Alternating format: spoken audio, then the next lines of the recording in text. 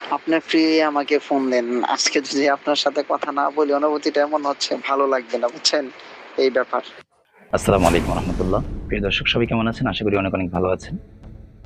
ময়মনসিংহ থেকে হাফেজ মাওলানা মোহাম্মদ হাবিবুল্লাহ ভাই আমার সাথে কন্ট্যাক্ট করেছে এবং তার ব্যক্তিগত কিছু বিষয় আমাকে শেয়ার করেছে এবং আমি তাকে বলেছি যথেষ্ট পরিমাণ আমি বিষয়গুলো জাতি ও দেশ সতর্কবার্তা হিসাবে বিষয়গুলো তুলে ধরব, যাতে প্রত্যেকটা যুবক এ থেকে শিক্ষা অর্জন করতে পারে এবং প্রত্যেকটা যুবক যাতে যাচাই বাছাই করে ফিল্ডে নামতে পারে।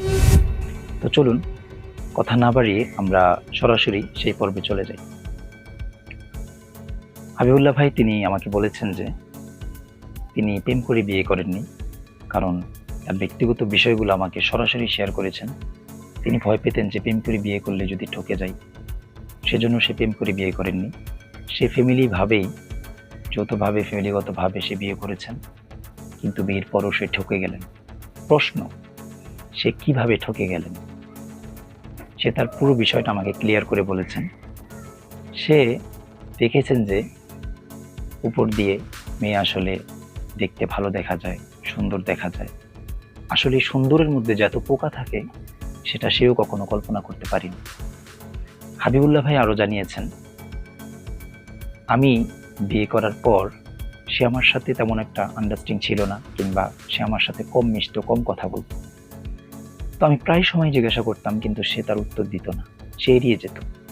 হাবিবুল্লাহ ভাই আরো বলেছেন, তারপর 1 মাস, 2 মাস, 3 মাস পরে আমি জানতে পারলাম যে সে আমার সাথে কেন এরকম করছে।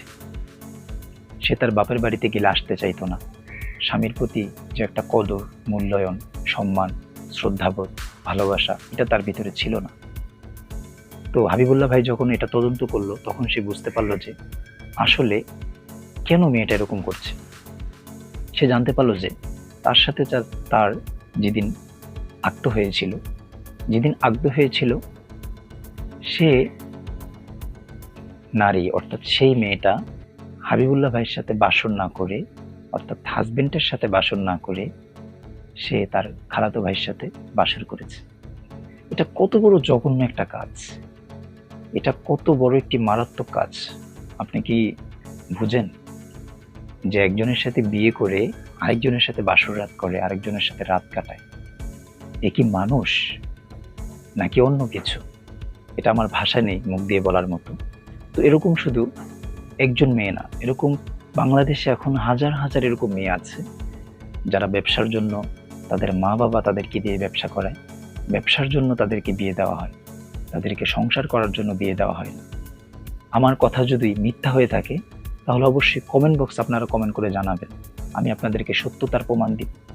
এরকম অসংখ্য গণিত হাজারো মানুষ আছে, হাজারো মা আছে যারা তাদের মেয়েকে দিয়ে ব্যবসা বাণিজ্য করাচ্ছে। তারা সংসার করার জন্য বিয়ে দেয় না। ওইদিকে মা ঠিকই সংসার করছে, কিন্তু মেয়ে সংসার করতে পারছে না। কারণ কি? মেয়ে একটু সুন্দর, কারণ ওই সুন্দরী মেয়ে দিয়ে ব্যবসা করালে ব্যবসা ভালো হবে। তো সেজন্য আজকে বিয়ে দেয়, 3 মাস পরে, 6 মাস পরে, 1 বছর পরে তার কাছ থেকে 6-9 করে আপনার কাছ থেকে নিয়ে যাবে, আবার আরেকজনের কাছে দিবে, 6-9 করে আপনার কাছ থেকে নিয়ে যাবে। মাঝখান দিয়ে যা পেয়েছে, যা নিয়েছে, তা তো তাদের লাভ। বুঝতে পেরেছেন? টাকা ব্যবসায়ী, কাবিন ব্যবসায়ী, স্বর্ণ ব্যবসায়ী, এই ধরনের ব্যবসাগুলো এখন বেড়েই চলছে। এই ব্যবসাগুলো বন্ধ করতে হবে এবং পুরুষ জাতিকে সোচ্চার হতে হবে। বিশেষ করে বিয়ে করার আগে মেয়ের মাকে ভালো করে যাচাই বাছাই করবেন। আশেপাশে প্রয়োজনে চিরুনি তালাশ করবেন। চিরুনি তালাশ করলে হয়তো আপনি এই বিপদে পড়বেন না। আর যদি মেয়ে ডিভোর্সি হয়, মেয়ে যদি তালাকপ্রাপ্ত হয়, সে কেন তালাক হয়েছে, কেন সে ডিভোর্স হয়েছে, কেন, তার আগের স্বামী কোথায়, যদি বেঁচে থাকে সে এলাকায় আপনি যাবেন, সে এলাকায় গিয়ে সে মানুষদেরকে আপনি জিজ্ঞাসাবাদ করবেন।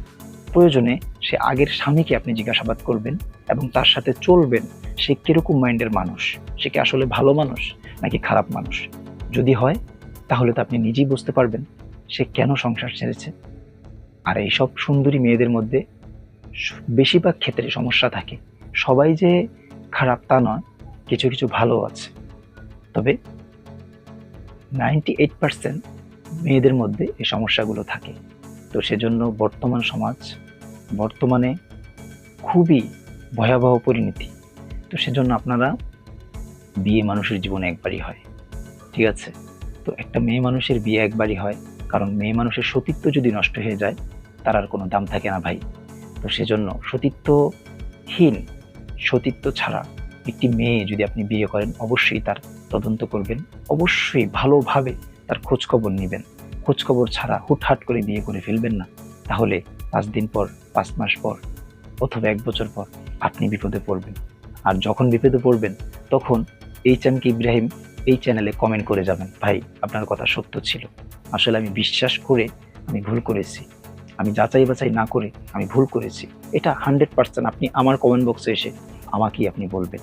তো সেজন্য বিবাহিত নারীকে কখনো ভালোবাসবেন না, বিবাহিত নারীকে কখনো ভালোবাসতে যাবেন না, কারণ তার ভিতরে যদি ভালোবাসা থাকতো তাহলে সে তার আগের স্বামীর সাথে বেইমানি করতো না, সে চিট করতো না, বাটপারি করতো না। সে করতে পেরেছে, আপনার সাথেও করতে পারবে, তাতে কোনো সন্দেহ নেই।